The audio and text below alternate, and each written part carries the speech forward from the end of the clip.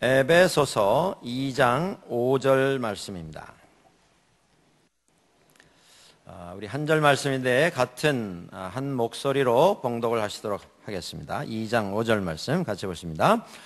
허물로 죽은 우리를 그리스도와 함께 살리셨고 너희는 은혜로 구원을 받은 것이라. 한 번 더 같이 보시겠습니다. 허물로 죽은 우리를 그리스도와 함께 살리셨고 너희는 은혜로 구원을 받은 것이라. 아멘. 우리들이 주일마다 이 장소에 모입니다. 이 장소에 모이는 하나의 목적이 있습니다. 그것은 예수 그리스도의 복음을 듣기 원하는 그것입니다. 그러면 예수 그리스도의 복음이 무엇이냐? 오늘 우리가 함께 본 본문 말씀에 나오는 그 말씀이 바로 복음입니다. 너희는 은혜로 구원을 받았느니라. 은혜로 구원받았다. 이것이 하나님께서 우리들에게 선물하신 복음, 그것입니다. 저희가 함께 모여서 예배를 드리며 기도를 합니다. 찬양을 합니다. 헌신을 약속하고 예물을 준비하여서 하나님 앞에 드립니다. 예배 시간에 무엇을 하든지 그것은 우리에게 허락해 주신 복음에 대한 우리들의 응답입니다. 우리를 구원하셨다, 은혜로 구원하셨다라고 하는 이 말씀은 성경에만 기록이 되어 있습니다. 여러분들 지구 역사상 오랜 기간 동안 세상에는 좋은 스승들이 있었습니다. 지도자가 있었고 생각을 깊이 하는 철학자들이 있었습니다. 종교 지도자들이 있어 왔습니다. 근데 그 수많은 서적과 지도자들 가운데 우리를 구원했다라고 하는 복음은 한 사람도 남기지를 못했습니다. 그 역사 속에 어떤 가르침 속에서도 그런 기록들은 찾아볼 수가 없습니다. 석가모니도 그런 말을 하지 못했고 소크라테스도 그런 말을 하지 못했습니다. 공자나 맹자도 그런 교훈을 남기지 못했습니다. 어떤 과학서적도 역사서도 어떤 소설도 그런 복음을 우리에게 선물한 것은 없습니다. 이 말씀은 성경책에서만 찾아볼 수가 있습니다. 교회는 이 말씀을 듣기 위해서 모입니다. 복음의 귀를 기울이기 위해서 모입니다. 우리에게 들려주시는 복음의 말씀을 통해서 하나님의 음성을 확인하고 하나님의 뜻을 확인하기 위해서 우리들은 이 자리에 나오는 것입니다. 은혜로 구원을 받았다. 이것이 복음입니다. 어떤 사람도 자기 자신에 대해서 그렇게 선포할 수가 없습니다. 내가 내 자신에 대해서 내 스스로의 구원을 선포할 수가 없다, 그 말씀입니다. 은혜로 구원받았기 때문에 그렇습니다. 누가 다른 사람을 향해서 나의 말을 듣고 너도 구원받아라, 남에게 그 사람의 구원을 선포해 줄 수도 없습니다. 이 은혜의 선포는 하나님만이 우리들에게 해 주실 수 있는 것이기 때문에 그렇습니다. 우리에게 선포하신 하나님의 좋은 소식, 구원의 좋은 소식, 복음은 예수 그리스도를 통하여서 그것이 진실인 것이 증명이 되었습니다. 예수님께서는 구원의 좋은 소식인 이 복음을 교회에 맡기셨습니다. 제자들에게 맡기셨습니다. 맡겨서 세상에 나가서 더 많은 사람들에게 전파하도록 하셨습니다. 이 복음이야말로 우리에게 있어서 가장 흥미로운 사건입니다. 여러분들 세상에 재미있는 일들이 얼마나 많습니까? 요새 방송 매체에서 재미난 프로그램들을 얼마나 많이 만듭니까? 요새 특별히 한국이 문화에 있어서 대단히 많은 호응을 얻고 있습니다. 한류라고 하는 이야기들 들어보셨을 것입니다. 우리 한국의 인근 국가에 한국 연속극이 아주 인기가 많습니다. 한국 연속극. 근데 저는 그걸 보면서 참 의아해지는 이런 부분이 있습니다. 그게 뭐냐면 연속극이라고 하는 것이 무슨 치고받고 하는 무슨 액션물이 아니고 아주 섬세한 마음속에 있는 어떤 감정에 관한 이런 이야기들인데 그것이 문화를 달리하는 사람들에게 어떻게 감동으로 다가갈 수 있을까? 그게 참 궁금합니다. 그래도 중국하고 일본은 비슷한 부분이 많이 있기 때문에 조금 그들이 한국 연속곡을 보면서 관심 가지는 건 이해가 갑니다. 그런데 아주 떨어져 있는 나라들, 뭐 아프리카 이런 데서 한국 연속곡 틀어놓고 아주 흥미있게 바라보는 이런 현상들이 일어나고 있습니다. 여러분들 이것이 무엇이 원인이라고 생각하십니까? 이게 대단한 일 아닙니까? 제가 우리 선교사업 관계로 중앙아시아에 여러 차례 나간 적이 있었습니다. 그곳에 가서 저도 참 기가 막힌 이런 현상을 하나 보았는데, 그 중앙아시아에 있는 땅이 큰 나라 가운데 우즈베키스탄이라고 하는 나라가 있습니다. 근데 그 나라에서 한국 연속곡을 국영방송국에서 방영을 했습니다. 근데 그 동시간대에 가장 높은 시청률을 자랑을 했습니다. 사람들이 그 연속곡 나오는 시간이면 일도 놓고 다른 거 다 놓고 TV 앞에 모여서 그 연속곡을 시청을 했던 것입니다. 성황리에 그 연속곡이 끝이 났습니다. 근데 더 깜짝 놀란 것은 조금 있다가 사람들이 막 열화와 같은 성원을 보내서 국영방송에서 그 방송을 재방송을 했습니다. 이게 기가 막힌 일이 아닙니까? 근데 더 기가 막힌 건 뭐냐면, 그렇게 열광적인 반응을 얻었던 그 연속곡이 뭐냐면요, 대장금이에요. 대장금.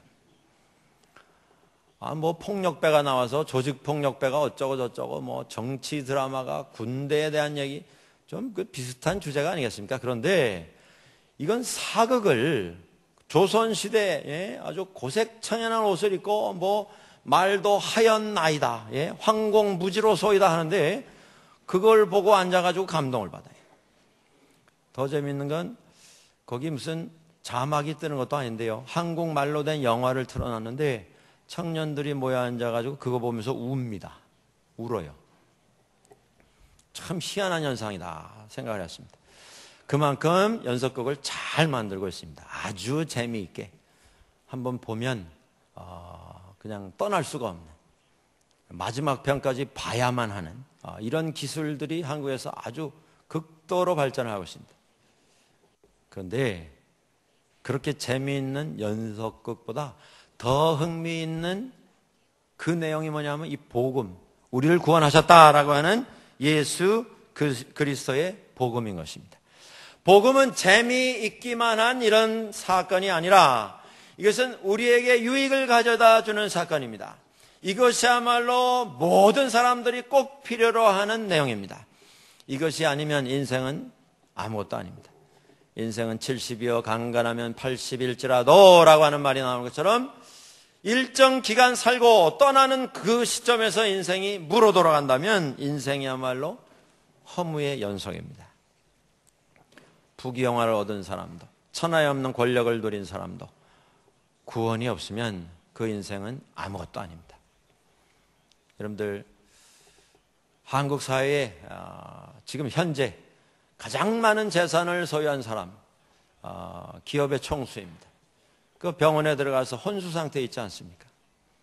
인간은 다 끝이 있습니다. 그 끝에 복음으로 인한 구원이 없으면 그 인생은 정말 허무한 것이 되어버릴 수밖에 없습니다.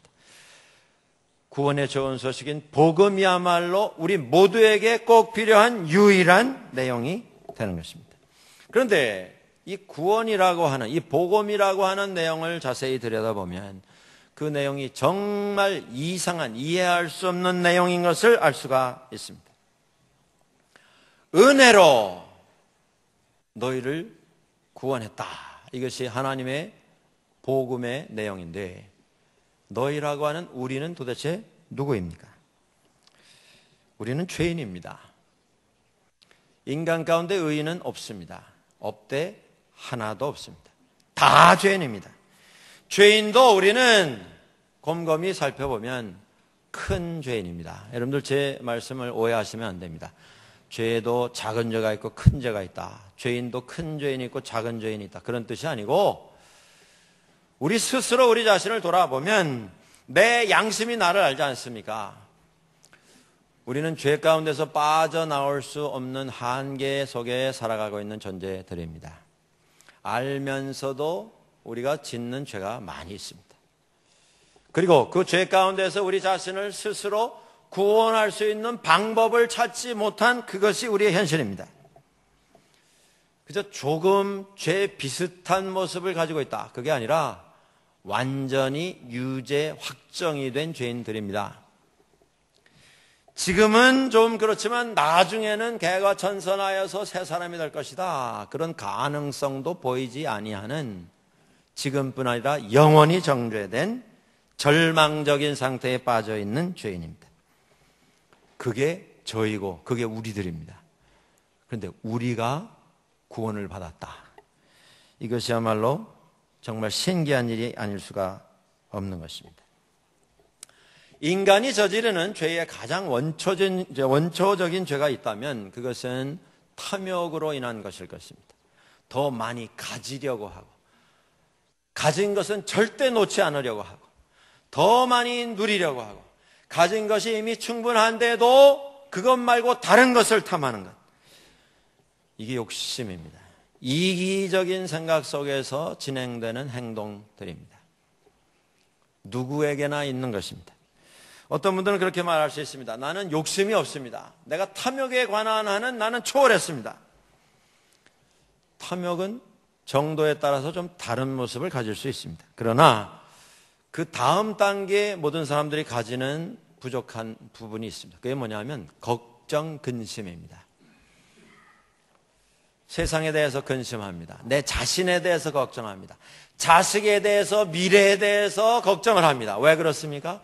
우리가 불완한 존재이기 때문에, 불완전한 존재이기 때문에, 부족한 존재이기 때문에, 내가 스스로 나의 한계를 알기 때문에 우리는 걱정하지 않을 수가 없게 되는 것입니다. 그 다음에 또 있는 부분이 있습니다. 그게 불신입니다. 불신. 하나님께서 우리에게 말씀하시는데 우리에게 복음을 선포하셨는데도 듣고도 믿지 못하는 것. 내 생각 때문에 믿지 못합니다.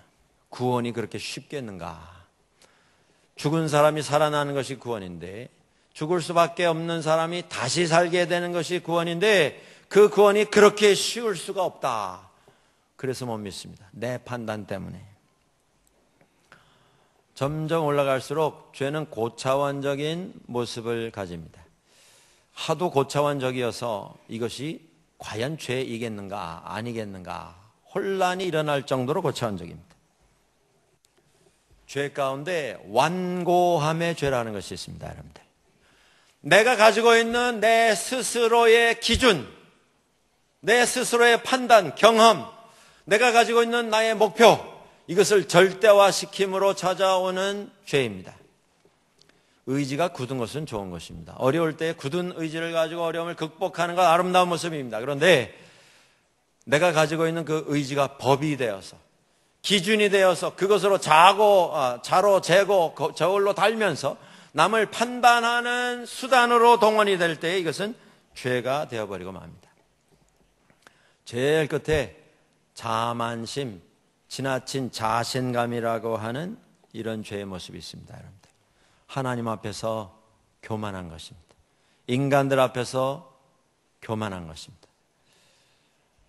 이렇게 생각하면 우리가 이 여러 가지 모습의 죄의 모습 가운데 어디 하나 걸리지 않을 수가 없습니다. 그래서 우리는 죄인입니다. 알지만 헤어날 수가 없는 것이 우리의 모습입니다. 그런데 이렇게 암담한 상황에 대하여서 하나님은 오늘 선포하십니다. 너희는 은혜로 구원을 받았다. 이 말씀은 이제까지 지내오던 상황보다 조금 나아질 것이다. 고생을 했는데 조금 편해질 것이다. 마음이 아주 불편했었는데 마음에 자그마한 위안이 찾아오게 될 것이다. 조금 쉴 수 있게 될 것이다. 그런 차원이 아닙니다. 하나님께서 너희를 구원했다라고 하는 말씀은 물속에 빠져서 점점 깊은 곳으로 가라앉고 있는, 어찌할 수 있는 방법을 찾지 못하고 있는 그 상황에 있는 우리를 하나님께서 손을 내미셔서 우리를 잡으셔서 거기서 번쩍 들어서 건지신 것입니다. 활알 타고 있는 불 속에 떨어져서 고통을 당하고 있는 우리들을 하나님께서 번쩍 들으셔서 그 불에서 건져내신 것입니다. 그렇습니다, 여러분들. 우리가 구원을 받았는데 이 구원에 대한 오해가 너무 많습니다. 아무리 돌아봐도 내가 그 구원을 받을 만한 자격이 없습니다. 공로가 없습니다. 그래서 느끼게 되는 게 뭡니까? 지금은 부족하지만 이제 구원을 주셨다고 하니까 그 구원이 언젠가는 오지 않겠는가? 여러분들, 하나님 주신 구원은 그런 구원이 아닙니다. 나중에 무슨 만기가 되면 찾는 정기 적금처럼 그저 참고 기다리면 언젠가 구원이 만기가 돼서 내게 돌아오리라. 아닙니다, 여러분들. 이미 우리들에게 허락을 해 주셨습니다. 나중에 찾아오는 게 구원이 아니라 이미 우리들에게 허락을 해 주셨습니다. 하나님께서 은혜로 구원을 받았다 말씀하신 것은 뭐가 모자라서 기다려야 하는 그런 구원이 아닙니다. 완전한 구원입니다. 현재는 적용이 안 되고 미래에 찾아오게 될 그런 사건이 아닙니다. 이미 받았고 영원히 지속될 구원입니다. 여러분들, 하나님께서 우리에게 허락해 주신 이 구원에 대한 확실한 믿음을 소유하시게 되기를 주의 이름으로 축원합니다. 구원을 이미 주셨는데 받아놓고도 내가 부족해서 나 같은 게 어떻게 구원을 얻겠는가? 구원을 받았는가? 받지 않았는가? 불안해하고 궁금해하고 그때 찾아오는 게 이단입니다, 여러분들. 그래서 한국에서 한참 논란의 대상이 되는 구원파가 바로 그것입니다. 믿는 사람들 찾아다닙니다. 그러면서 묻습니다. 당신 구원 받았습니까? 구원을 주셨다고는 하는데 나 같은 게 무슨 아직 구원 못 받았군요. 내 말씀 들으세요. 내 말 듣고 오늘 구원을 확인하십시오. 오늘이 구원의 날입니다. 이러면서 시작되는 게 구원파입니다. 예수님께서 십자가에서 죽으심으로 우리에게 구원을 주셨는데 받은 우리들이 정작 구원을 받았는가? 받지 못했는가? 구원을 받긴 받았는데 좀 죄송해서 오늘은 아니고 한 10년 후에 20년 후에 내가 좀 성숙하고 철이 들면 구원이 임하게 되지 않겠는가? 엉뚱한 생각하다가 이단 사이비 종교들이 날뛰는 그런 움직임에 빠져 들어가게 되는 것입니다. 여러분들, 오늘 이 말씀을 기억하십시오. 이게 복음입니다. 나는 부족합니다. 아직 멀은 것 같습니다. 그래서 내 힘으로 구원받은 게 아닙니다. 오늘 하나님 말씀하십니다. 은혜로 너희가 구원을 받았다. 내 공로로 된 게 아니고 나보다 훨씬 나은 사람, 더 훌륭한 사람, 그 사람에게 구원이 선포된 것이 아니고 나에게 이미 선포가 되었고 나에게 이미 이루어졌습니다. 이것은 예수님께서 감당을 하셔서 가능하게 된 사건입니다. 내가 구원의 의미를 알고 가치를 알아서 전혀 다른 사람으로 완전히 성인군자가 되어서 결론으로 가지게 된 것이 아니라 예수님께서 우리와 함께 사셨고 우리를 위해서 죽으셨고 죽으셨을 뿐만 아니라 우리를 위해서 구원하셔서 우리의 구주가 되심으로 우리에게 허락된 구원인 것입니다. 은혜로 구원을 받았습니다. 십자가에 달리는 것은 죄인에게 돌아오는 결과입니다. 심판을 받고 그 죄에 대한 값을 치러야 합니다. 거기서 모욕을 당하는 것이 죄인에게 돌아오는 결과입니다. 고통을 당하는 것, 그것이 죄인이 겪어야 하는 결과입니다. 하나님께서 우리를 그렇게 다루셔야 했었을 터인데 그렇게 하지 아니하시고 당신의 아들을 십자가에 보내셔서 우리를 대신하여 그 모든 것을 당하게 하셨습니다. 그렇게 하심으로 우리가 구원을 받게 된 것입니다. 그러니까 여러분들, 이 구원은 완전한 것입니다. 이미 완벽한 것입니다. 그리고 그 구원은 영원한 것입니다. 그 구원에 대하여서 우리들이 생각할 부분이 있습니다. 예수님께서 오셔서 우리의 죄를 감당하신 것은 우리 곁에 서셔서 죄 짐을 지시고 내 대신 그 짐을 계속 옆에서 들고 따라가시는, 우리와 동행하시는 이런 삶을 우리에게 허락해 주신 게 아닙니다. 죄의 짐을 지시고 우리 옆에서 계속 따라오시면서 우리의 양심에 호소하시고 양심의 가책을 느끼게 하시는 이런 동행하심이 아니고 죄의 짐을 지시고 그 죄의 짐을 다른 곳으로 옮겨버리셨습니다. 그게 주님의 죄 사함이고 우리에게 허락해 주신 구원입니다. 이걸 알고 우리들이 하나님 앞에서 이제 해야 할 일은 주님의 뒤를 따라 하나님께서 마련하신 영광의 성도의 승리의 삶을 살아가는 것, 그것이 우리들의 할 일입니다. 그렇지 아니하고 이미 구원을 허락을 해 주셨는데도 아직도 구원 받았나 받지 아니했나, 나 같은 게 무슨 구원 얻었겠는가, 아직 멀었다, 계속 한탄만 하고 계시다면 예수님 허락해 주신 십자가의 보혈의 공로 다 무시하는 이런 행동이 되어버리고 말 것입니다. 여러분들 들어보신 얘기 중에 그런 얘기 있지 않습니까? 서울역 앞에 시골에서 보찜을 드신 할머니가 오셨는데 지나가던 운전사가 그걸 보고 저분 좀 어디다 모셔다 드려야 되겠다. 그래서 차를 세우고 여쭤봤답니다. 어디 가십니까? 제가 좀 교통편을 제공해 드리겠습니다. 그 생선지가 맞아서 뒷자리에 태워드렸는데 한참 운전하고 가다 보니까 뒷자리에 앉으신 할머니께서 그 무거운 짐을 계속 머리에 지고 앉으셨다는 것이죠. 아니 이제 편안하게 짐 내려놓으십시오. 그랬더니 여러분들 들어보셨죠? 할머니 뭐라 그러셨대요? 아니 태워주신 것도 고마운데 짐까지 내려놓으면 너무 죄송해서. 꼭 예수님 앞에서 이런 식으로 신앙생활하는 모습이 우리에게 너무 많습니다. 여러분들, 하나님께서 극진한 사랑으로 인간이 상상도 할 수 없는 대가를 치르심으로 구원을 마련해서 우리에게 주셨는데 막상 당사자인 우리들은 자꾸 거부를 합니다. 제가 어떻게? 아닙니다. 그게 아니라 주님 따라가는 결단을 가지고 감사하는 삶을 살아가야 하는 것입니다. 여러분들, 그것은 무슨 뜻이냐면 하나님 앞에서 매번 주님 앞에 나갈 때마다 하나님, 우리는 자격이 없는 부족한 존재입니다 라고 하는 것을 깨닫는 것입니다. 내가 구원받지 못했습니다가 아니고 나 같은 사람을 부르셔서 구원 얻게 해주신 하나님 감사합니다. 그러나 저는 오늘도 부족합니다. 부족한 저에게 이렇게 은혜를 베풀어 주신 하나님 감사하며 살겠습니다. 정신 차려 살겠습니다. 그리고 주님을 따라가는 결단을 하는 것입니다. 아무리 노력해도 하나님 허락해 주신 구원에 완벽하게 합당한 삶을 우리는 아마 이 세상에 발을 붙이고 사는 우리 생전에는 경험하지 못할 수도 있습니다. 그러나 주님 앞에 나갈 때마다 새롭게 감사하는 것입니다. 새롭게 믿음을 고백하는 것입니다. 우리의 부족을 깨닫고 하나님 앞에서 새롭게 결단을 하는 것입니다. 부족합니다 하나님, 오늘도 부족합니다. 그러나 은혜 주시니 감사합니다. 그 은혜를 받은 사람답게 살겠습니다. 그것이 은혜로 구원을 받았느니라, 그 말씀을 믿는 사람의 모습인 것입니다. 믿음으로 우리는 매번 새로워집니다. 여러분들 교회 오실 때마다, 예배 드릴 때마다 이런 체험이 있으셔야 됩니다. 하나님 너무 감사합니다. 새롭게 되겠습니다. 새롭게 살겠습니다. 다시 시작하겠습니다.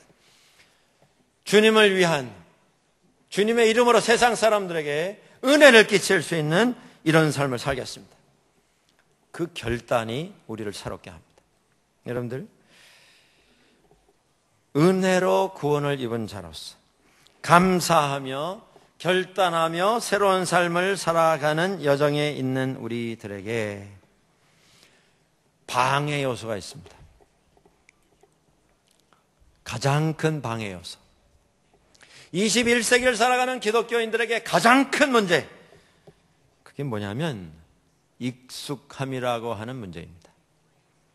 오늘 우리의 신앙의 여정을 방해하는 가장 큰 적이 있다면 그것이 익숙함입니다. 익숙함. 나에게 익숙한 모습들이 있습니다. 그런데 어느 순간 그 익숙함이 나의 삶의 일부가 되어버립니다. 그것이 나의 기준이 되어버리고 그것이 나의 어떤 원칙이 되어버립니다. 그것이 내 삶을 주관하는 법이 되어버립니다. 여러분들, 오늘 교회 오실 때 여러분들 자동차를 어디다 세우셨습니까? 되게 교회 오시면 주일날 가시는 스팟이 있죠. 예. 매주 가시면 항상 비어서 나를 기다리고 있는 파킹장이 있지 않습니까? 근데 오늘 거기 가셨는데 못 보던 차가 거기 서 있습니다. 그러면 어떻게 생각이 드시던가요? 할렐루야. 네? 이거 또 누가 여기다 세웠어? 그게 익숙함에서 나오는 반응입니다. 교회에 들어오실 때, 여러분들 본당에 들어오실 때 뒤쪽에 문이 2개 있지 않습니까? 어느 쪽 문으로 들어오셨습니까?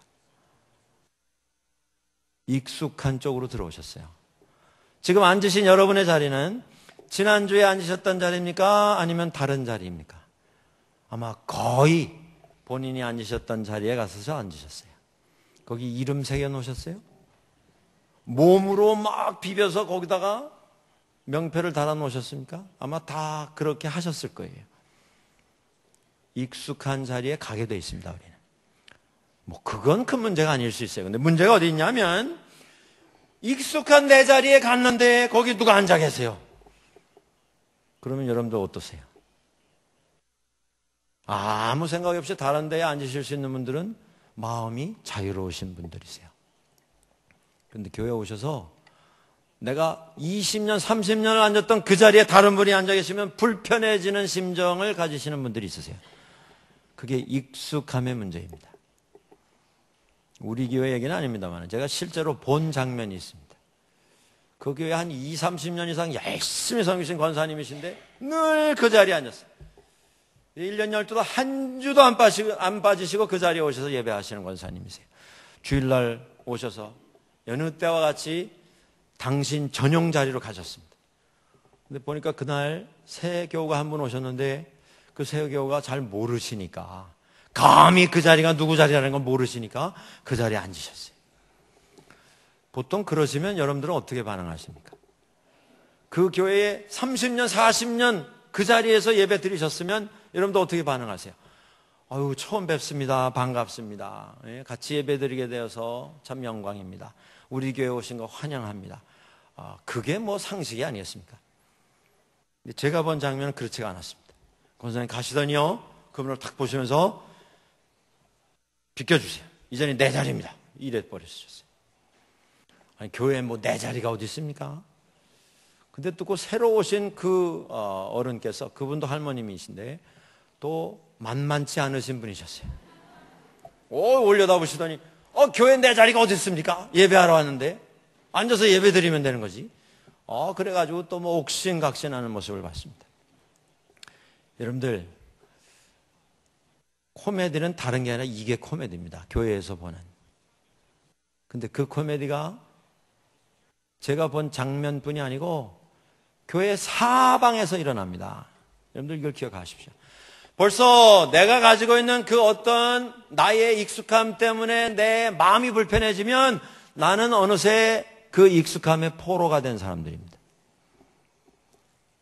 하나님께서는 너희가 은혜로 구원받았다 선포를 해주시는데, 우리는 익숙하지 않은 것 때문에 예배 드리려고 하는 마음조차 막 없어지는 시험에 빠집니다.